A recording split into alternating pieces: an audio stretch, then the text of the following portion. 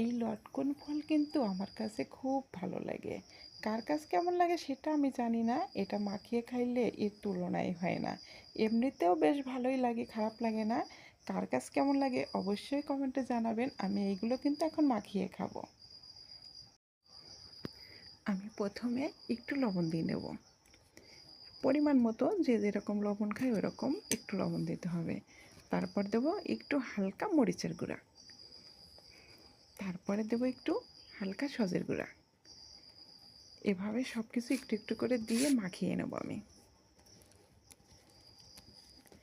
এক একজন এক এক রকম করে মাখিয়ে খায়, কিন্তু আবার কেউ একটু তেল দেয়।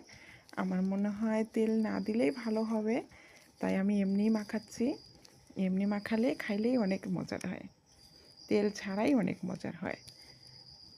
আসলে এর মধ্যে একটু মিষ্টি একটু টক লাগে, তো আমার কাছে এই জন্য খুবই ভালো লাগে।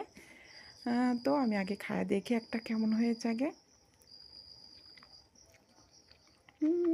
সত্যি অনেক মজার হয়েছে। সবাই কিন্তু এরকম করে খেয়ে দেখবেন। আর আমি যে একটা গাছ লাগিয়েছি মারা গেছে, আমার খুবই আফসোস লেগেছে গাছটা মারা যাওয়ার জন্য। অনেক যত্ন করেছিলাম। আবার আমি অবশ্যই লাগাবো, এই কারণ এই ফল আমার অনেক পছন্দ। আমি যখন যেটা আমার ভালো লাগে, যে ফল আমার পছন্দ হয়, দেখতে সুন্দর লাগলে আমি সেটা লাগাই। আমি কিন্তু জামরুল, তারপর কর্কস, মানে ওই যে কর্কসের নামটা আমরা তো গ্রামে বলতাম কর্কস, কিন্তু করমচা বলে, বইতে লেখা করমচা। করমচা এগুলো আমি ইচ্ছা করেই লাগাই, মানে খেতে বেশি একটা মজা না, কিন্তু দেখে অনেক, মানুষ দেখতে অনেক সুন্দর, এই জন্য আমি ওইটা আমি লাগিয়েছি। এটা আমার বাদ আছে।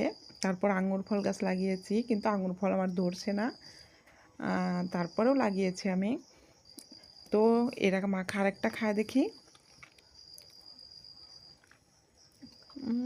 সত্যি অনেক মজার হয়েছে।